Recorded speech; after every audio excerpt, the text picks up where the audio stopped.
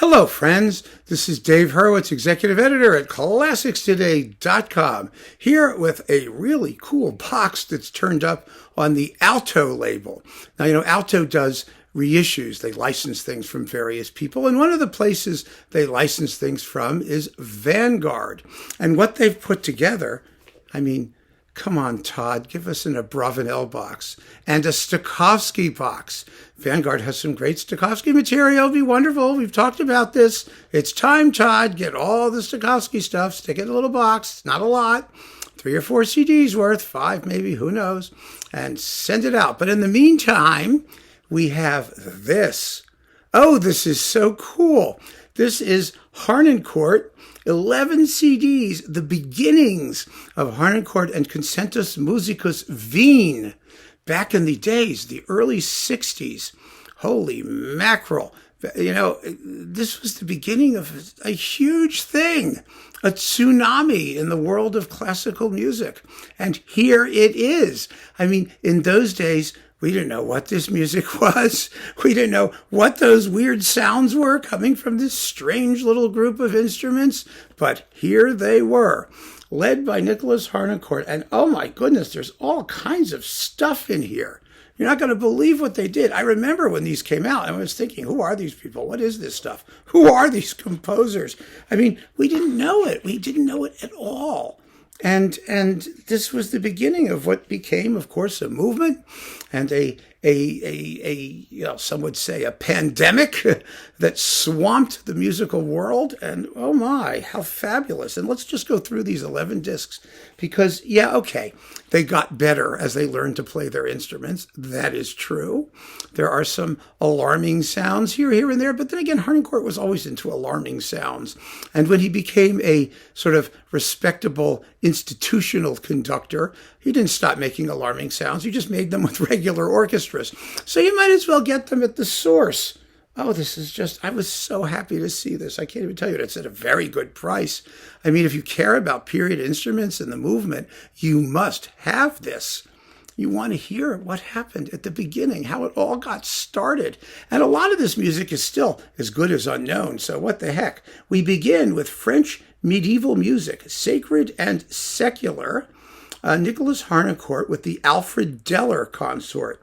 Now, of course, the problem with having the Alfred Deller consort is that it comes with Alfred Deller, who may have been one of the world's most grotesque countertenors in the history of countertenorosity, because no one really knew what they sounded like, and they hadn't been cultivated the way they are today to be real virtuoso singers. They were strange little English boy sopranos who, for some reason, never lost their boyish soprano-ness or something like that. I'm not quite sure where they popped up, but they came out of that English church tradition more or less, and they all sounded terribly Anglican, and it didn't much matter what they were singing, and all kinds of people wrote music for Alfred Deller. Benjamin Britten, of course, wrote creepy countertenor parts for Alfred Deller because he sounded like a creepy countertenor, and so he does. So we have songs by people like Machaut and Matthias de Peruzio and Jean Solage and Magister Grimace, who sings Alarm, Alarm, and all kinds of weird stuff. And from France, and it's 71 minutes worth of goodies, with the Alfred Deller consort. And we deal with that. That was part of the movement. And you get to hear this creepy, ghostly voice singing these things. Next, instrumental music in 1600, France, England, Germany, and Italy. And that's what that is. You get all kinds of, like Anthony Holborn and Thomas Tompkins and Eustache de Corroy and Etienne du Tertre.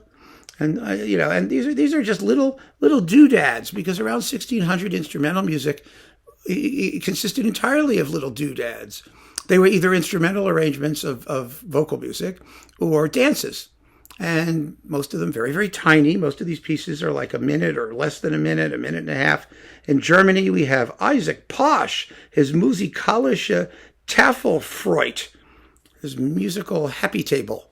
And you get intradas and a Courante and Samuel Scheidt, Ludi Musici, Book 1.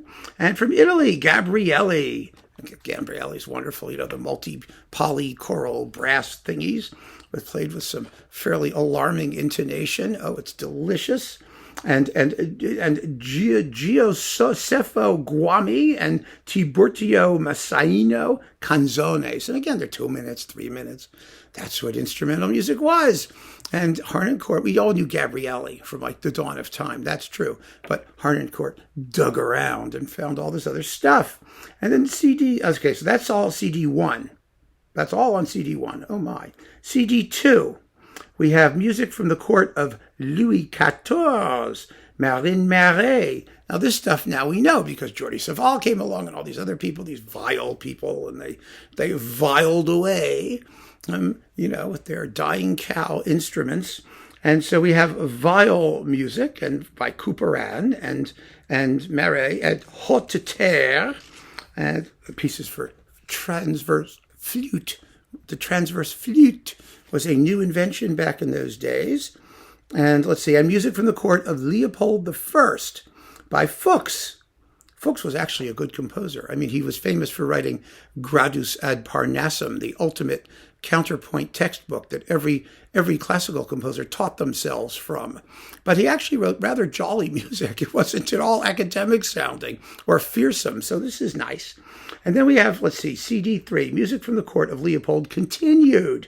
So we have more Fuchs. We have some sonatas and overtures and Bieber from Fidicinium Sacro Profanum. Bieber was one of the great discoveries that these people came up with. Really a first-class composer, violin virtuoso, a genius. So everything he wrote is fun. And Schmelzer and Legrenzi, a sonata for 4 violas da gamba. Ooh, kill me now. I forgot about that one. And then we've got, let's see, Baroque music in Salzburg, where we get more Muffat and more Bieber, including his Balletti Lamentabili. It ends with a lamento and begins with a lamento with little dances in the middle. CD4, more Baroque music in Salzburg. Oh, from Bieber's Rosary Sonatas, we get the Crucifixion and a bit of Mensa Sonora, the sonorous table, whatever that meant. And, these were discoveries. These were major discoveries in the field of early music. Not because, instrumental music consisted, as most of this does, of short little sniglets. Yes, it did. But it was also a whole world, a sophisticated world of wonderful expressive music that none of us had heard. And it sounded all the stranger as played on period instruments. Oh, it was so cool. I mean, remember when it was fun to hear period instruments? Instead of just like, oh, okay, it's period instruments. It really was a good time. And then we have the whole of Bieber Harmonia Artificioso Ariosa, or at least some of it. Let's see, Partita 1, Partita 3, Partita 5, and Partita 6. Okay, it's not the whole thing, but it's lovely. Then CD5 is Purcell, the Mask in Dioclesian. Yes, little songs, and with Alfred Deller again, kill me now, but also other people. Sally Lesage, Max Worthley, Philip Todd, Maurice Bevan, people you've never heard of, or came on and went, whatever they did, with Nicholas Harnoncourt and Alfred Deller, conductors. And you get all of that, songs and dances and little chorus thingies, and oh, it's adorable. And then the instrumental music for the play and after the vocal thingies. And we also get the complete Purcell fantasias and in nomines for viols. No one knew that stuff until these guys did it. I think that's probably fair to say. Purcell's viol music is widely considered to be the apotheosis of the English consort style. It was composed well after those things had gone out of fashion, and no one knows why he turned to them for some of his most profound contrapuntal inventions. Oh, yes. And here they are for the very first time, kind of squeaky and moo-cowish, but, who's complaining? And we have Rameau, Pièce de clavecin en consort. These are wonderful. These pieces are for keyboard and strings, violin principally, and continuo thing on the bottom. And you can do whatever you want with them. Rameau said you could play them without the strings, but you can't really. They are actual trio pieces, and they're just lovely. They're all of Rameau's wonderful keyboard fanciful, inventive character works only arranged for this little ensemble. And so here they are with Harnoncourt playing the cello and Leon Gustav Leonhardt on the harpsichord. Yeah! And Lars Frieden, Baroque violin. And CD7, Telemann, bits of his Paris quartets. I mean, again, we didn't know these things. I mean, musicologists did, but normal people, the Paris quartets, that's a huge instrumental piece of wonderful, wonderful works arranged for, they're called quartets because they're in 4 parts, not because they're like string quartets. They aren't, but they are for, strings and continuo. And, each one has a bunch of movements, and sometimes they're just like sonatas, and sometimes they're suites, and they're just marvelous. Marvelous assortments, like Telemann always did, assemblages of things that are very, very tuneful and enjoyable and extensive. A major, major work. Of course, nowadays you can get the Paris quartets, complete. But in these days, what we got were, extensive samples. Nobody thought of doing like all the Paris quartets because who would buy them? So you got a selection. You had a selection of the Paris quartets, and then we have Tafelmusik, production number 3, and let's see, Bach, the Brandenburg Concerto number 6, with Harnoncourt playing the cello with the Vienna State Opera Orchestra and Felix Prohaska. This is before the period instrument stuff kicked in, and Harnoncourt was just a cellist. So listen to this and listen to the difference. Holy mackerel! You see the 2 styles of performance side by side, which makes it all the more fascinating. And then finally, let's see, we're getting to the end. I wasn't calling out every CD here, but we're at the end. The Bach Suites for Solo Cello, played by none other than Nicholas Harnoncourt. Now, truth be told, these have been performed better by regular cellists and Baroque cellists, because Harnoncourt, for all of his experimentation and whatnot, was not the greatest cellist in the world. He's okay. He's decent. It's musical. It's a little stodgy, I think, by modern standards, rather ironically.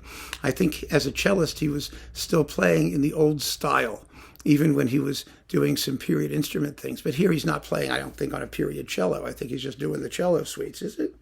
Nicholas Harnoncourt, cello. It just says cello. Now, you do get like a little bit of introductory note material here and the track listing, and that's about it otherwise. But 11 discs of period music from back in the days when it was a thing. Wow, baby, this is great. Thank you, Todd and the Alto people, for putting this out. Actually, this disc is full of people who I knew back in the day. The project consultant was Greg Barbero, who you may have known. He ran a CD mail order service after he left Universal when Universal tanked. He was in charge of Decca for many years. And then, like so many people, he's still around. These old, classical music record people somehow find ways. And even better, frankly, the masters were mastered by Gene Gaudet, who anyone who knows the record business knows Gene. Gene has been around forever. I've known him since I was like 10. And it's wonderful. It's wonderful to see these people popping up. It's wonderful to see these discs. I have just such a warm and fuzzy feeling of nostalgia for all of it. And you might well too, but even if you don't, if you're interested in hearing things on period instruments and you really want to know what it sounded like when the movement was getting started, this is the set you've got to own. It's a trip down memory lane and of great historic significance. I kid you not. So keep on listening, friends. Thanks for joining me. Take care.